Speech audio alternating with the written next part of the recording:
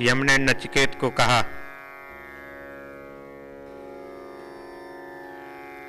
हे नचिकेत,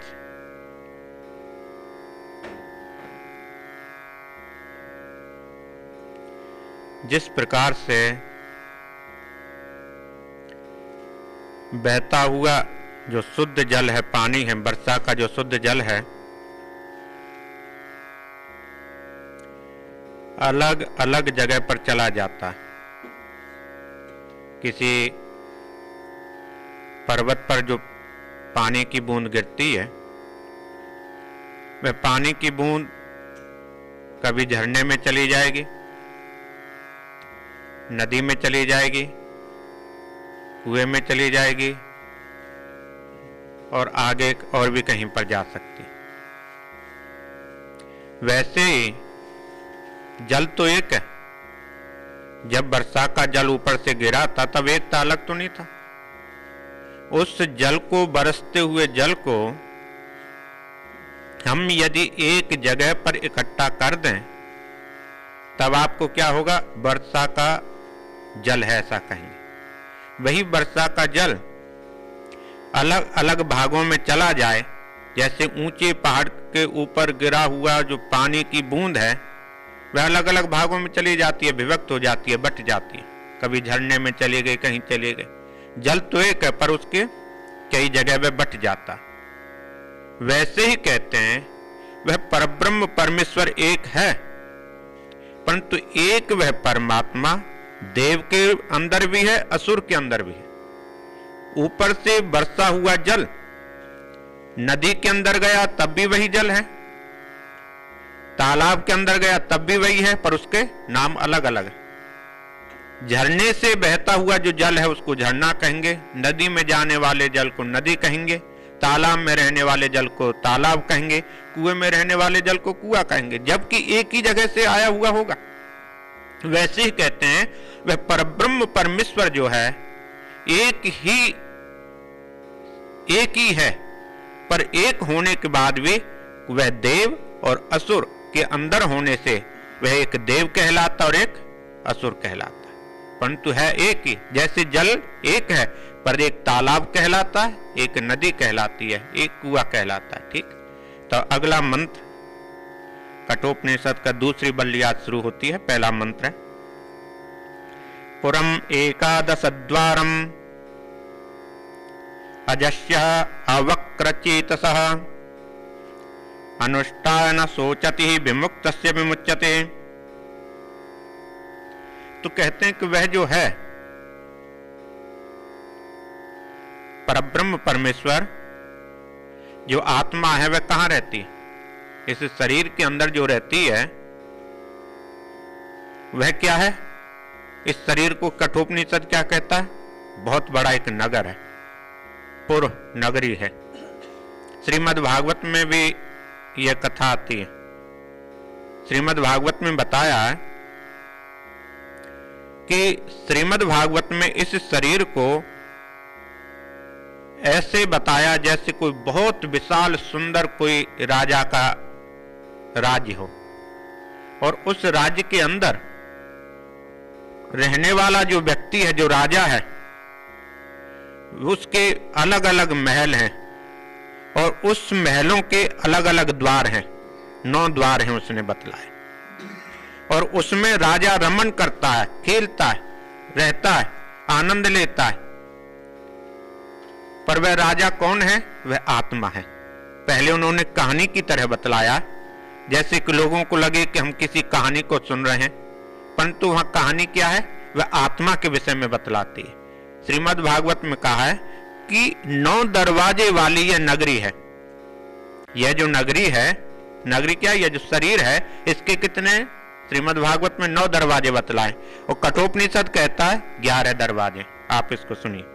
पुरम एकादशद्वारम अजस्य अवक्रचेतसः अनुष्ठान सोचति विमुक्तस्य विमुच्यते एतद् वही तदः। हे नचिकेत, अवक्रचेतसः, अवक्रचेतसः कौन है? आत्मा, परमात्मा। वक्र क्या होता? जो टेढ़ा, टेढ़े को वक्र बोलते हैं ना, और जो टेढ़ा नहीं है वह क्या है? अवक्र। अवक्र चेतसः, चेतस क्या? शुद्ध, बिल्कुल जो निर्मल है, बिल्कुल पवित्र है, जिसमें बिल्कुल ही कालिमा नहीं। शुद्ध क्या होगा? जो बिल्कुल दाग से रहित होगा, बिल्कुल दाग से जो रहित है, सरल है, विशुद्ध है, पूर्ण रूप से जो शुद्ध है। और वह कैसा है? ज्ञान स्वरूप है। परब्रह्म परमेश्वर क्या है? ज्ञान स्वरूप है। जो परब्रह्म परमेश्वर का चिंतन करता है तभी उसको ज्ञानी बोलते हैं कि नहीं? साधारण भाषा में भी यदि आप किसी से पूछो तो वह क्या कहेंगे उसको? यह ज्ञानी है। क्यों ज्ञानी है? वह उस ज्ञान का उद्बोध उसे प्राप्त हो गया है। किस ज्ञान का? जो आत्मा शुद्ध है, निर्मल है, पवित्र है। कहते हैं शुद्ध जो निर्मल जो आत्मा है, अजस्यः, वह परब्रह्म परमेश्वर क्या है? अजस्यः, जिसका कभी जन्म नहीं होता। गीता में भगवान ने क्या कहा था? प्रकट होता हूं, जन्म नहीं होता। प्रकट होना एक अलग होता है, जन्म होना अलग होता है। जन्म हमारा और आपका होता है, परब्रह्म परमेश्वर प्रकट होता है। कहां से प्रकट होगा? कि सभी जगह है, वहां से वह आपको नजर आ जाएगा। अजस्यः, जो परब्रह्म परमेश्वर है, हे नचिकेत, जन्म से रहित है, उसका कोई जन्म नहीं होता। और कहां रहता है? एकादश द्वारम, इस शरीर के 11 दरवाजे हैं। श्रीमद् भागवत में 9 दरवाजे बतलाएं, इसमें 2 दरवाजे और ज्यादा बतलाएं। अब 11 दरवाजे कौन कौन से हैं? सीधा सा है, यह कितने हो गए? 2, 4, 5, 7 और मलमूत्र के 9 दरवाजे श्रीमद् भागवत में। इसमें 11 कौन से हो गए? नाभि, 10वां ब्रह्मांड ज्ञान। ये इसके इस किसके दरवाजे हैं? इसके। यह जो सुंदर नगर है, नगर तो सुंदर है ना, इस नगर के 11 दरवाजे हैं। और इस 11 दरवाजे के अंदर बैठी हुई जो आत्मा है वह कौन है? इसका राजा है, अधिपति है। राजा जब राज्य को छोड़ दे तो प्रजा का कोई मूल्य नहीं रहता। राजा, एक सेनापति सेना को छोड़ दे तो सेना का कोई मूल्य नहीं। वैसे ही कहते हैं जो आत्मा है एक राजा के समान अंदर इस नगरी के अंदर बैठी हुई है। एकादश द्वारम, 11 दरवाजे। पता लग गया ना? 11 ये इस नगरी के दरवाजे हैं। पुरम, सुंदर नगर है। नचिकेत को कह रहे हैं यह जो नगरी है, यह जो नगरी में देख रहे हो, यह बहुत सुंदर नगरी है। सुंदर नगरी है तभी इसमें लोग रमण करते हैं, आनंद लेते हैं। हम कैसा आनंद लेते हैं? ज्ञान को आनंद मानते हैं कि अज्ञान को मानते हैं, हमारे ऊपर है।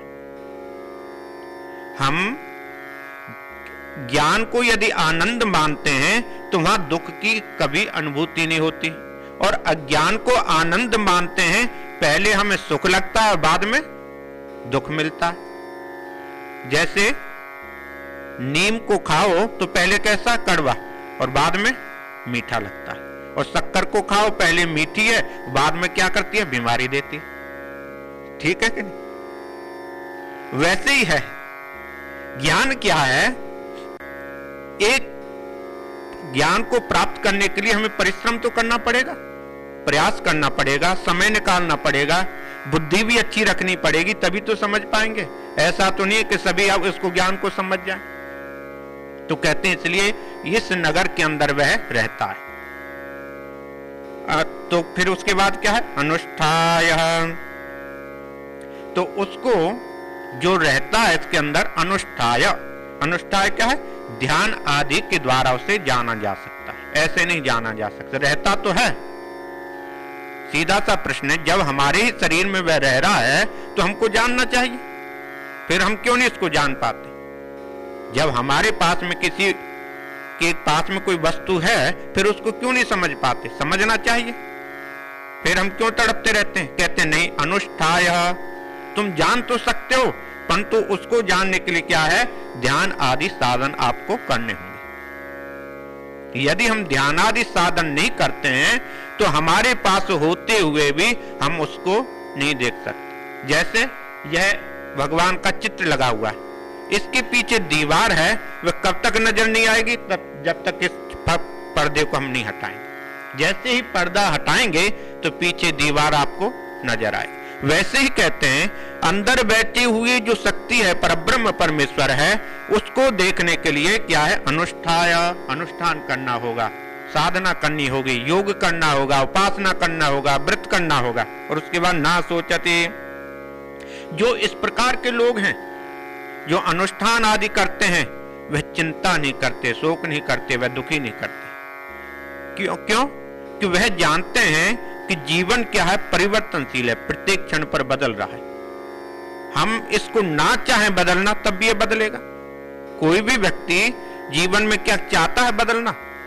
यदि चाहते तो हम कभी बूढ़े नहीं होते, ठीक है कि नहीं? यदि हमारे चाहने से कुछ होता तो हम सुंदर ही रहते। हमारा शरीर क्यों फिर जोर जोर करता? यह चमड़ी भी लटकने लग जाती, क्या जरूरत थी? हमारे ऊपर होता तो हम जैसे अब हैं ऐसे कल रहते, ऐसे 20 साल के बाद रहते, पर नहीं रहते। क्यों? परिवर्तनशील है। इसलिए कहते हैं शरीर जो है परिवर्तनशील है, पर अंदर रहने वाली जो आत्मा वह परिवर्तनशील नहीं है, वह बदलने वाली वस्तु नहीं है। इसलिए ज्ञानी लोग जानते हैं, अनुष्ठान के द्वारा, उस ज्ञान के द्वारा वह उसको समझ लेते हैं। इसलिए ना सोचती, वह चिंतन नहीं करते। हम बूढ़े हो रहे हैं तब भी चिंता नहीं करते, दुख आ रहा है तब भी चिंता नहीं करते। क्या विमुक्त, फिर नहीं चिंता करेंगे तो क्या होगा? यह विमुक्त, वह जीवन से मुक्त हो जाए। हम सोचते हैं मरने के बाद में मुक्ति मिलती है, पर ऐसा नहीं है। जीते जी हम यदि किसी वस्तु से मुक्त हो पाएंगे, मुक्त क्या? त्याग होना। मुक्त क्या? सीधे से शब्दों में किसी को पूछो, त्याग है। हम जीते जी किसी वस्तु का त्याग नहीं कर पाए तो मरने के बाद कैसे कर पाएंगे? हम सोचते हैं मरने के बाद हमें बहुत सुंदर मुक्ति मिल जाए या स्वर्ग मिल जाए, बहुत आनंद मिल जाए, कैसे मिल पाएगा? जीते जी तो हमने कुछ किया नहीं, कुछ त्यागा नहीं, छोड़ा नहीं, उसी झंझट में हम पड़े रहे। पर इसलिए कहते हैं ज्ञानी लोग जो हैं, विद्वान जो लोग जो हैं, क्या है? उसको जान जाते हैं, इसलिए चिंता नहीं करते, शोक नहीं करते, दुखी नहीं होते, और फिर जीवन से मुक्त हो जाते हैं। जीवन मुक्त विमुक्त, और जब विमुच्यते हैं तो फिर क्या होगा? मरने के बाद क्या होगा? विमुच्यते। किससे मुक्त होंगे? शरीर से। शरीर से, विदेह से मुक्त कौन होगा? जिसका कभी जन्म नहीं होगा। जीते जी जीवन से मुक्त होना होगा, किसी वस्तु को त्यागना होगा, छोड़ना होगा। ममता, मत्सर, अहंकार, ईर्ष्या, द्वेष, ग्लानि, इन सब चीजों को जीते जी छोड़ना होगा। इन सब चीजों को हम जीते जी छोड़ देंगे तब क्या? जीवन मुक्त। जब जीवन मुक्त हो गए तो उसके बाद तो अपने आप विदेह मुक्त हो गए, फिर हमें विदेह मुक्त का सर्टिफिकेट लेने की जरूरत नहीं, फिर तो अपने आप हो जाते हैं। जब विदेह मुक्त हो जाएगा क्या हो? तो शरीर मिलेगा नहीं। विदेह मुक्त क्या होता? शरीर से जो मुक्त है, जिसको शरीर की चिंता नहीं। छोटी सी आपको प्रसंग सुनाता हूं, राजा जनक का। राजा जनक अपने उसको विदेह बोलते हैं। राजा जनक का नाम दूसरा विदेह था। किस लिए विदेह था? उनको अपने शरीर का ज्ञान नहीं रहता। एक समय अष्टावक्र बहुत बड़े ज्ञानी थे। अष्टावक्र गीता है, क्यों? 8 जगह से वे टेढ़े थे, इसलिए उनका नाम अष्टावक्र। अष्टावक्र और जनक जो हैं दोनों आपस में संवाद कर रहे थे, बातचीत कर रहे थे। जब बातचीत कर रहे थे तो अष्टावक्र जिस कुटिया में रुके हुए थे वहां अचानक आग लग जाती। जब आग लग जाती है तो अष्टावक्र जनक को बोलते हैं, हे राजन, वहां पर मेरी वस्तु पड़ी है, उसके विषय में मैं सोच रहा हूं। तो राजा जनक कहते हैं, मेरा महल जल रहा है, मैं उसके विषय में नहीं सोच रहा, क्योंकि तुम मेरे महल में हो, जल तो मेरा महल रहा, मैं उसके विषय में नहीं सोच रहा, पर तुम्हारा सामान जो वहां पर पड़ा हुआ है तुम उसके विषय में सोच रहे। इसलिए विदेह जो होता है वह जीते जी है। राजा जनक जीते जी विदेह थे, जीवन से मुक्त थे, क्योंकि उनको कोई चिंता नहीं थी। तो इसलिए कहते हैं पहले जीवन मुक्त होना होगा, तब विदेह अपने आप हो जाएगा। तो यह आपको परब्रह्म परमेश्वर कहाँ रहता है? नचिकेत को सीधे शब्दों में उन्होंने बतलाया, इस शरीर के अंदर ही है नचिकेत। बाहर परमात्मा को ढूंढना एक अज्ञानता है लोगों की। अंदर ही बैठा हुआ है। और कहां बैठा हुआ? सुंदर नगरी के अंदर, जिसके 11 दरवाजे हैं। उसको जानने के लिए जो आसक्ति से रहता है वह उसको समझ पाता है। जो समझ जाता है वह जीवन मुक्त हो जाता है और विदेह मुक्त हो जाता है। अगले मंत्र में कहते हैं, तो वह परमात्मा का लक्षण बतला रहे हैं। वह परमात्मा है कैसा, क्या क्या चीज है उसके पास में, कैसा कैसा वह हो सकता है। हंसः शुचि सदः वसु अंतरिक्षसः होतः वेदिसतः अतिथिः द्रोणसतः निषदः वर्षतः ऋतसदः व्योमसदः अब्जा गोजा ऋतजा अद्रिजा ऋतम बृहत। अब वो बोलते हैं हंसः शुचि सतः। हंस क्या होता है? जिसका प्रकाश अपने आप हो रहा है, जिसका प्रकाश किसी को करना नहीं पड़ता, अपने आप हो रहा है। आत्मा का लक्षण बतला रहे हैं। वह आत्मा जो है, परमात्मा जो है, वह है कैसा, क्या क्या कर सकता है। तो कहते हैं हंस वह शुद्ध है, प्रकाश युक्त है, उसके वहां पर कोई अंधकार नहीं है, ज्ञान ही ज्ञान वहां पर है। फिर शुचि सतह, कहां पर रहेगा? शुचि क्या होता है? जो पवित्र, पवित्र स्थान पर वह रहता है, गंदगी में नहीं रहता, वह पवित्र स्थान पर रहता। अब गंदगी में नहीं रहता, इसका मतलब कि जो कूड़ा है क्या उसमें नहीं रहेगा? कूड़े में भी रहेगा, परंतु हमारी दृष्टि में वह कूड़ा है, उसकी दृष्टि में वह कूड़ा नहीं। जैसे उदाहरण के रूप में हम देखें कि आप लोग ऑपरेशन करते हैं, तो जब काटेंगे तो आपकी दृष्टि में कोई घृणा नहीं होगी, और अज्ञानी को कहो तो वह देख के भयभीत हो जाएगा, क्योंकि उसके अंदर भावना और है और आपके अंदर भावना और है। तो यही कहते हैं शुचि सतह, वह फिर भी पवित्र। क्यों पवित्र है? कि जैसे अग्नि में आप कोई भी वस्तु डाल दो, अग्नि पवित्र रहती है। क्यों पवित्र रहती है? अपने जैसे स्वभाव को उसको बना लेती है, इसलिए वह अपने जैसे स्वभाव का बना लेगी, वह किसी में लिप्त नहीं हो रही। किसी स्थान पर रहते हुए भी परब्रह्म परमेश्वर किसी में लिप्त नहीं है, सबसे अलग है भी, फिर भी वह उससे अलग है। शुचि सदा अंतरिक्ष, अंतरिक्ष क्या है? आकाश में रहने वाला। आकाश में रहने वाला कौन? सूर्य है। सूर्य कहाँ है? आकाश में रहता है। जैसे सूर्य प्रकाश देता है, वैसे ही आकाश में वह रह रहा है। मतलब कि सूर्य को जो प्रकाश दे रहा है, सत्ता दे रहा है, वह कौन है? वह परब्रह्म परमेश्वर है। अंतरिक्ष, और फिर और क्या है? वसु है, वसु है। और द्रोणोसतः, द्रोणोसत क्या होता है? घरों में। घरों में कौन रहते हैं? अतिथि। कोई अतिथि आ जाए उसको हम क्या कहते हैं? परमात्मा का स्वरूप मानते हैं। अतिथि की सेवा करना हमारे यहाँ पर क्या है? परमात्मा की सेवा करना। तो द्रोणोसतः, घर में रहता हुआ अतिथि के समान है, आकाश में रहता हुआ सूर्य के समान है, घर में रहता हुआ वह अतिथि के समान है। और फिर उसके क्या है? वेदी सत होता, जो वेदी सत अग्नि के अंदर जो यज्ञ करते हैं, होता आहुति यज्ञ है। यदि यज्ञ करते समय अग्नि ना हो तो हम आहुति थोड़े डालते हैं। कितना भी सुंदर कुंड आप बना लो, चाहे चंदन का बना लो, चाहे मिट्टी का बना लो, चाहे ईंटों का बना लो, कितना भी सुंदर बना लो, जब तक उसमें अग्नि नहीं होगी आहुति नहीं डालेंगे। तो यज्ञ कुंड के अंदर रहने वाली जो अग्नि है वह कौन है? परब्रह्म परमेश्वर है। वेदी सत होता, वही अग्नि का जो स्वरूप है वह है।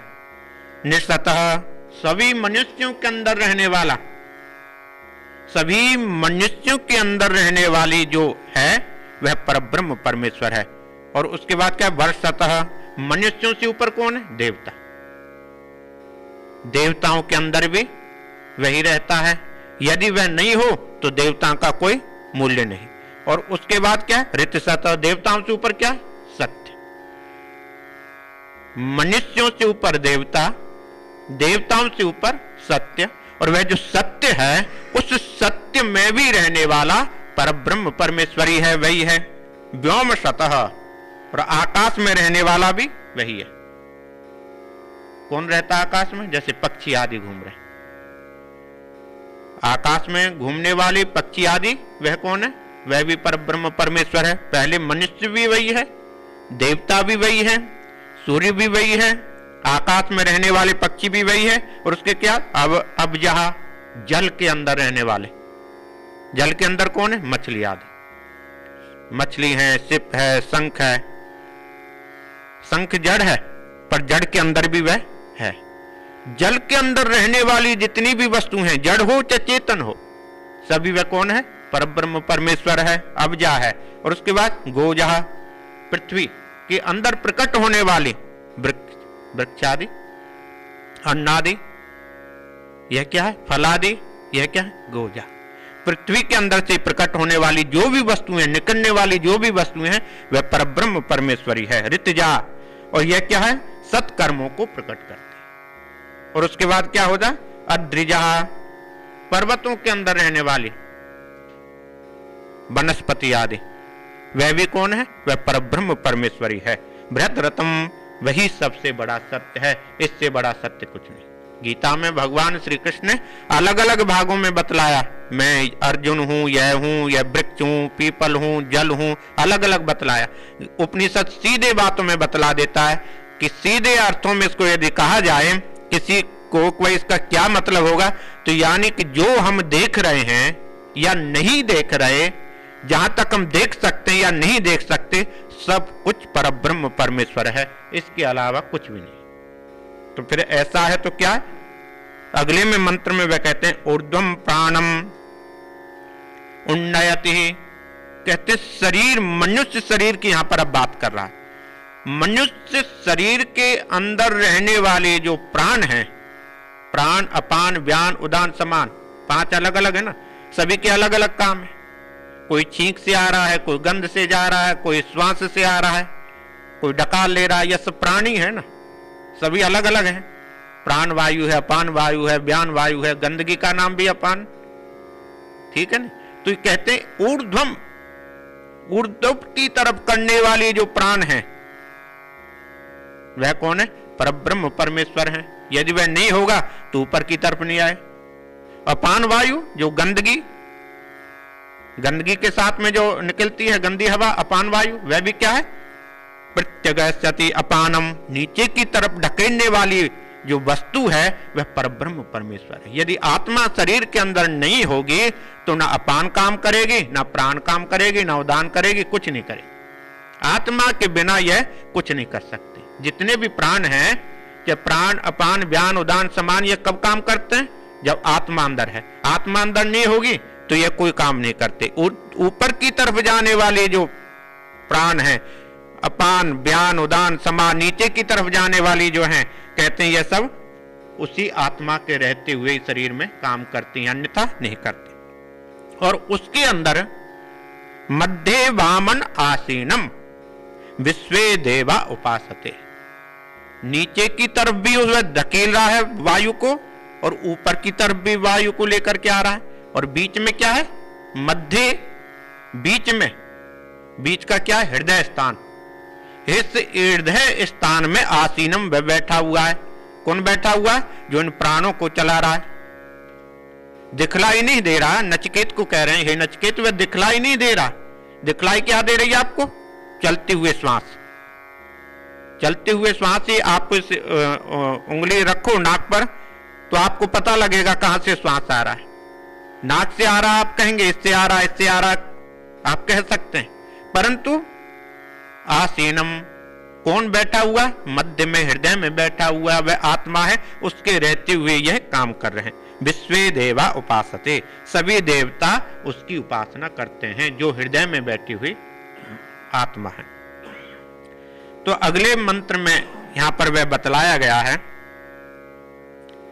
अस्य विश्रम समानस्य शरीरस्तस्य देहिनः देहाद विमुच्यम आनस्य किमत्र परिशिष्यते।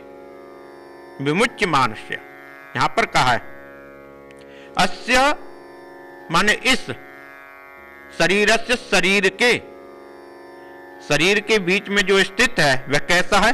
विश्रम समानस्य, एक शरीर को छोड़ता है दूसरे शरीर में चला जाता है। आत्मा क्या करती है यदि मुक्ति नहीं हुई? एक शरीर को छोड़ेगी, दूसरे शरीर में चली जाएगी। गीता में भगवान ने कहा जैसे मनुष्य एक कपड़े को उतारता है दूसरा पहनता है, वैसे आत्मा एक शरीर को छोड़ती है दूसरे शरीर में चली जाती। गीता में तो भगवान ने यही कहा ना। जैसे मनुष्य अपनी इच्छा से एक वस्त्र को छोड़ करके दूसरे वस्त्र को पहनता है, वैसे ही कहते हैं जो आत्मा है एक शरीर से दूसरे शरीर में जा रही है। जब वह जाती है तो क्या होता है? अकेले नहीं जाती, अकेले नहीं जाती। आपने पहले पढ़ा था ना उपनिषद, केनोपनिषद में पूछा था, प्रश्न किया था आत्मा जाती है तो उसके साथ कौन जाता है? कहते नहीं, उसके साथ में कौन जाते हैं? इंद्रियां जाती हैं। इंद्रिय कौन सी इंद्रिय जाती है? ज्ञानेंद्रिय, कर्मेंद्रिय। क्योंकि जो हमने जीवन में किया है वह उस आत्मा के साथ जाएगा, जो हमने सोचा है वह उस आत्मा के साथ जाएगा, वह जाती। और वह कैसे जाएंगी? वायुर्गंधानि वास्यात्। गीता में भगवान ने कहा वह कैसे चली जाएगी? जैसे वायु हवा अपने साथ में सुगंध और दुर्गंध को लेकर के जाती है। अच्छी सुगंधी यहां पर होगी तो आपको वहां पर भी आएगी। क्यों?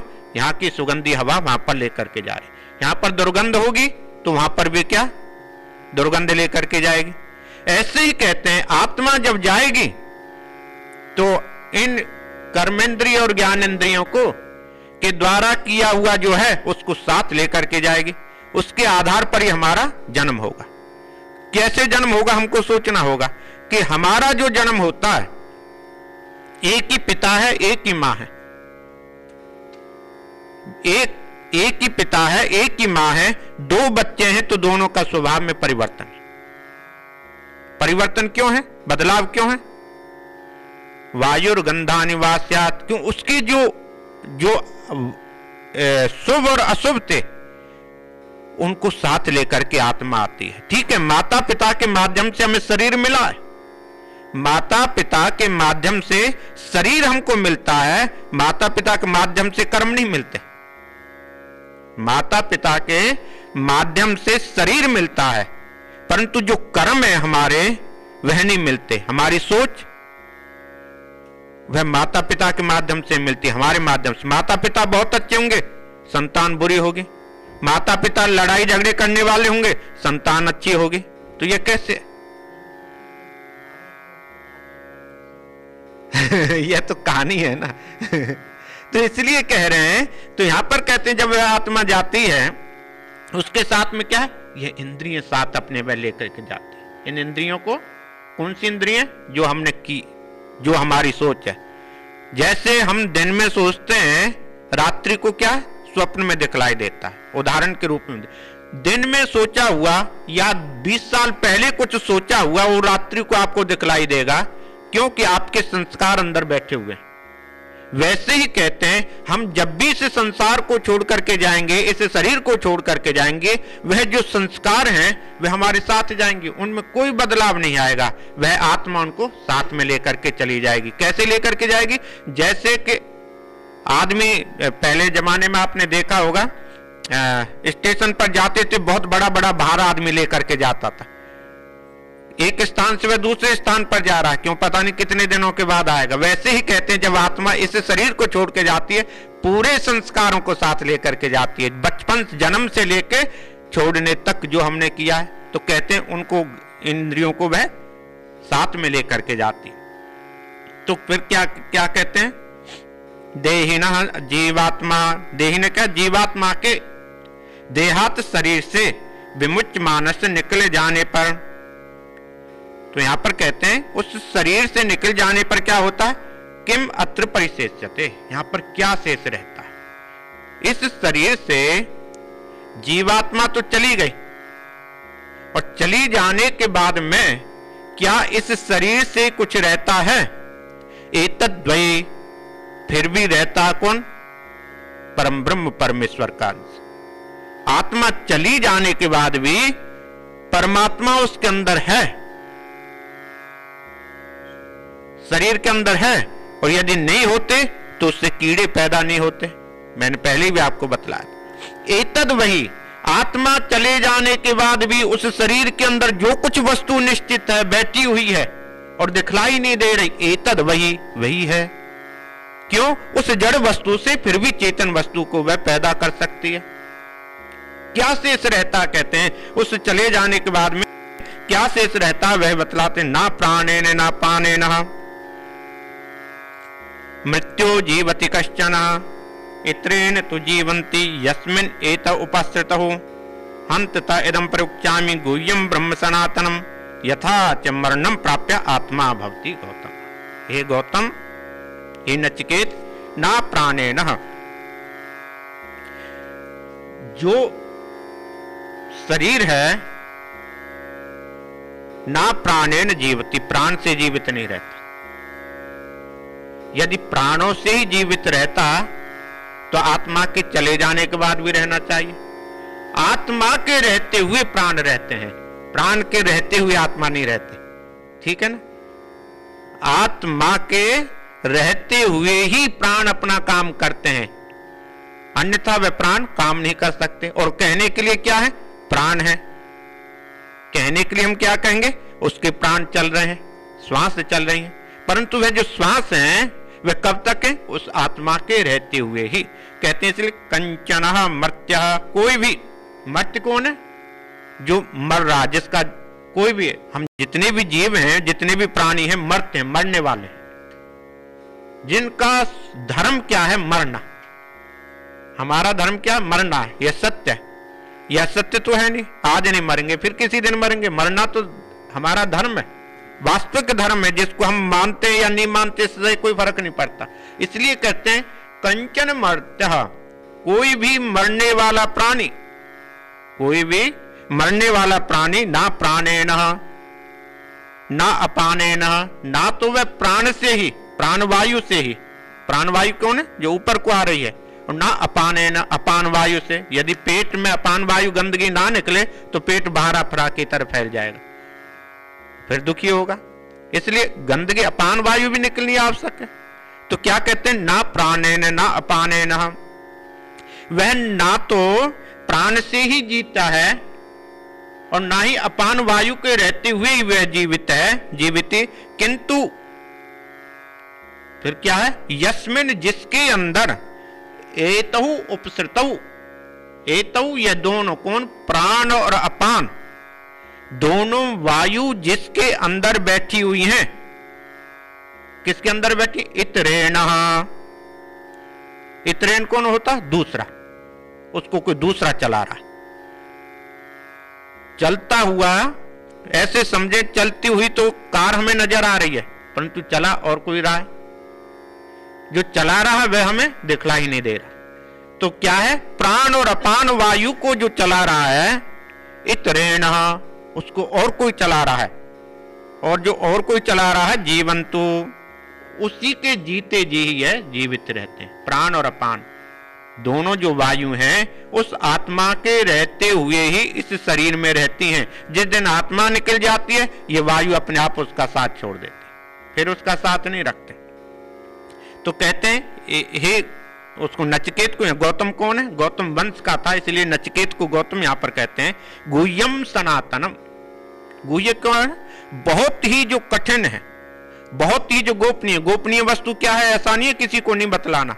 गोपनीय का मतलब है बहुत ही जो कठिन है, जो समझ में नहीं आ सकती। इस जो उपनिषद और वेद का जो ज्ञान है, सभी व्यक्ति की समझ में नहीं आ सकता, क्योंकि ये कोई कहानी नहीं। इसको समझने के लिए प्रखर बुद्धि चाहिए, तीव्र बुद्धि चाहिए, मन की एकाग्रता चाहिए, संयम चाहिए, तभी जाकर के यह समझ में आ सकती, अन्यथा यह समझ में नहीं आ सकता। इसलिए उसको नचिकेत को कह रहे हैं, यम हे नचिकेत इति गुह्य सनातनम, जो बहुत ही गुह्य है, गोपनीय है, कठिन से कठिन जो वस्तु है, वह जो रहस्य है सनातन, वह क्या है? ब्रह्म, वह सनातन ब्रह्म है, वह ब्रह्म है। चाहे आत्मा, वह कौन है? जीवात्मा, मरणम प्राप्य, मर करके, यथा भवति, जिस प्रकार से रहता है, इदम ते हंत प्रविक्ष्यामि, यह बात मैं तुम्हें बतलाऊंगा। तो वह जो है किस प्रकार से रहता है वह तुम्हें मैं बतलाता हूं।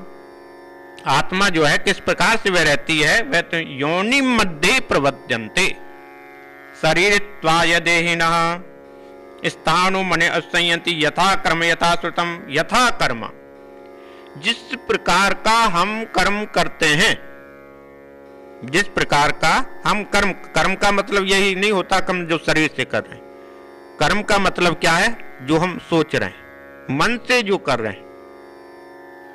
क्योंकि शरीर से किया हुआ जो कर्म है उससे ज्यादा जो अधिक समय तक अंदर बैठा हुआ रहता है वह कौन सा, मन से किया हुआ। तो कहते यथा कर्म, जिसका जैसा कर्म है।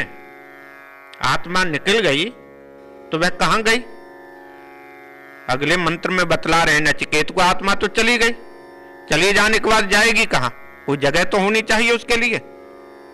वह विदेह नहीं हुआ, मुक्त नहीं हुआ, तो क्या वह ऐसे घूमती रहेगी, कहते नहीं, घूमेगी नहीं। उसके बाद क्या होगा, कहते यथा कर्म, जिसका जैसा कर्म है। यथा श्रुतम, यथा श्रुतम, जैसा उसने सुना है शास्त्रों से। एक शास्त्र आप बोले ऐसा कर्म करने से यह होता है, दूसरा बोले ऐसा करने से यह होता है। जीवन में जो मनुष्य करता है यथा श्रुतम, जो सुनता है वही करता है। जो वह सुन रहा है बचपन बाल्य अवस्था से लेकर के वृद्धा अवस्था तक जो उसने सुना है वही करता है, आचरण वही करेगा ना, उसी को अपनाएगा। यथा श्रुतम कहते शरीर से जैसा उसने किया है, मन से कर्म जो किया है, वाणी से उसने जो किया है, और यथा श्रुतम जो शास्त्रादि से सुनने के बाद जो किया है। शास्त्रादि से सुनने के बाद वह यह करो तो यह पुण्य मिलेगा, ऐसा करो यह पुण्य मिलेगा, ऐसा करो यह पाप होगा, ऐसा करोगे यह पुण्य होगा, यही शास्त्र कहते हैं ना। कहते शास्त्रादि से सुना हुआ, ये श्रवण जो सुना हुआ, उसके बाद क्या, शरीरत्वाय, शरीरत्वाय शरीर को धारण करने के लिए अन्य देहिनः कितने ही जीवात्माओं को योनिम प्रपद्यन्ते है, योनियों को प्राप्त होते हैं, अलग अलग योनियों में प्राप्त हो रहे हैं। कोई मनुष्य बन रहा है, कोई पशु बन रहा है, कोई पक्षी बन रहा है। 4 प्रकार की सृष्टि है ना। शास्त्र क्या कहता है, 4 प्रकार की सृष्टि है। अंडे से पैदा होने वाली, पृथ्वी को खोद करने वाली, और हम और आप जैसे पैदा हो रहे हैं ऐसे, और पसीने से पैदा होने वाली जैसे जुआ आदि। 4 ही प्रकार की दुनिया में सृष्टि है, इससे बढ़ के कोई नहीं। जरायुज, अंडज, स्वेदज, उद्भिज, इनके यह नाम है पसी, जुआ, खटमल ठीक है। तो यह 4 प्रकार की दुनिया में सृष्टि है, इससे बढ़ के कोई सृष्टि नहीं है। कहते 4 प्रकार की जो सृष्टि है, योनि है जो है, यह क्या है, उनमें वह आत्मा चली जाती है, उनकी आत्मा उसमें वह चली जाती है, प्राप्त हो जाते हैं। स्थानुम स्थावर, अनुसूयंती कुछ तो स्थावर योनियों में चले जाते हैं। स्थावर योनि पशु पक्षी कीट पतंग, इसमें वह चले जाते हैं। जरूरी तो नहीं हम आज मनुष्य हैं तो कल को भी मनुष्य रहेंगे। आज मनुष्य हैं, मरने के बाद फिर हम मनुष्य बनेंगे ऐसा निश्चित नहीं है। भगवान श्री कृष्ण गीता में कहते हैं अर्जुन, या तो वह नीचे चला जाएगा या ऊपर चला जाएगा, और बहुत उसके शुभ कर्म होंगे तो मुक्ति को मिल जाएगा, बहुत शुभ कर्म होंगे मुक्ति को, थोड़े कम होंगे तो स्वर्ग मिल जाएगा। तो यहां पर कहते हैं स्थावर आदि जितनी योनियां हैं, कभी पशु बन रहा है, कभी पक्षी बन रहा है, कभी कीड़ा बन रहा है, कभी पर्वत पर पैदा हो रहा है, यह क्रम उसका वह चलता रहता है। एक और मंत्र करते हैं तो कही यह एषः सुप्तेषु जागृति कामम कामम पुरुषो निर्मिमाण तदेव शुक्रम तद ब्रह्म तदेव अमृतम उच्यते तस्मिन् लोकः श्रुतः सर्वे तदु नात्येति कश्चन एतद् वही तदः। यह एषः जो जीव क्या कामम कामम, अनेक प्रकार के लोग मनुष्य संसार में भोगों को भोग रहे हैं। हम भोग रहे हैं कि नहीं, अनेक प्रकार के भोगों को भोग रहे हैं। एक ही घर में रहते हुए एक ही छत के नीचे रहते हुए दो व्यक्ति होंगे तो उनके भोग अलग अलग होंगे, एक का सुख अलग होगा, दूसरा का दुख होगा। एक ही स्थान पर रहने वाला एक सुखी होगा, एक दुखी होगा। एक ही बर्तन में खाने वाला व्यक्ति एक सुखी होगा, एक दुखी होगा। एक प्रसन्न होगा, एक रोएगा। तो कहते क्यों? कामम कामम, उसके कर्म के अनुसार है। नाना कर्म उसने अपने जीवन में किए हैं, उस कर्म के अनुसार एक स्थान पर रहने के बाद भी एक जैसा सुख दुख नहीं हो सकता। एक सुखी है और एक दुखी है। नाना कर्म निर्मिमान, हम अनेक प्रकार के कर्मों का निर्माण कर रहे हैं, बना रहे हैं। अपने अनुसार हम कर्म बनाते हैं, दूसरा तो नहीं बना रहा।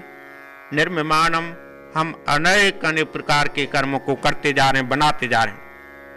तो कहते हैं परम पुरुषः, पुरुषः परम पुरुष जो परब्रह्म परमेश्वर है, सुप्तेषु जागृति।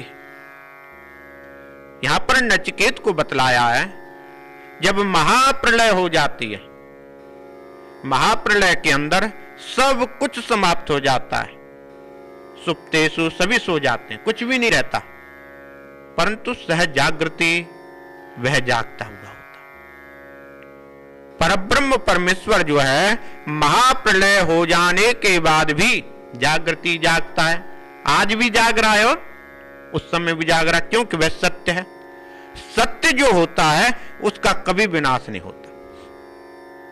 सत्य जो होता है उसका कभी विनाश नहीं हो सकता, चाहे वह रात्रि हो चाहे दिन हो, किसी भी स्थिति में क्यों ना हो, उसका कभी विनाश नहीं होता। हाँ, धूमिल पड़ सकता है, धूमिल वह पड़ सकता है। जैसे बादलों के बीच में छाया हुआ सूर्य जो है, उसका प्रकाश फीका तो पड़ सकता है, परंतु समाप्त नहीं हो सकता। वैसे ही कहते हैं जो सत्य है उसको हम अपनी अज्ञानता के कारण देख नहीं सकते, समझ नहीं सकते, यह बात अलग है, परंतु वह समाप्त नहीं हो सकता। इसलिए कहते हैं सुप्तेषु जागृति।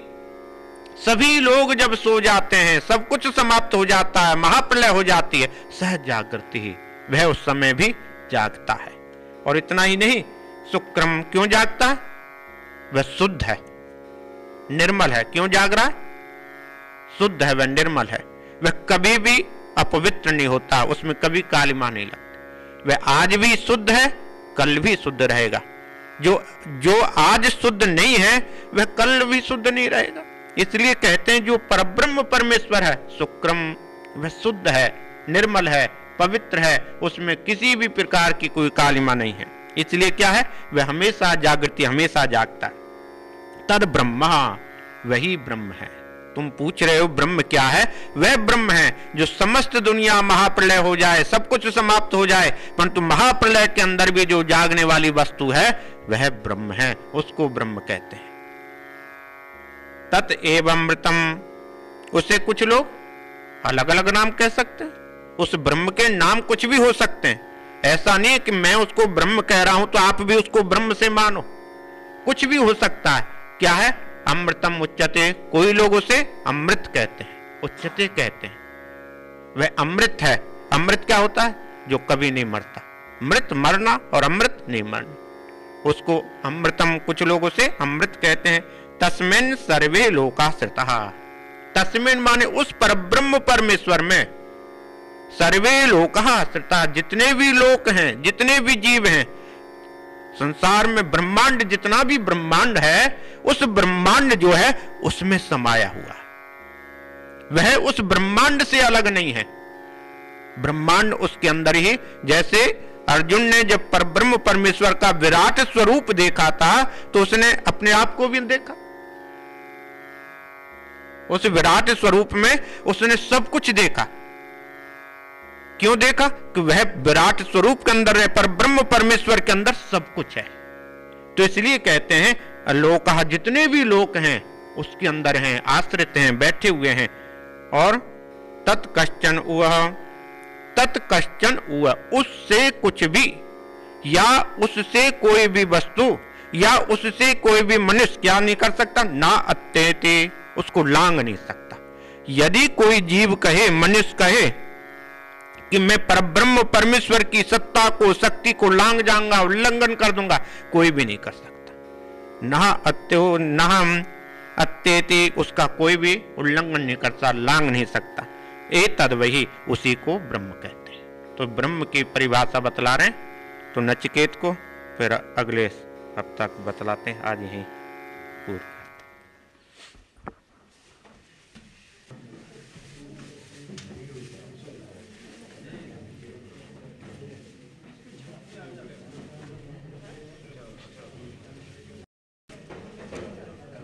हाँ, 6:45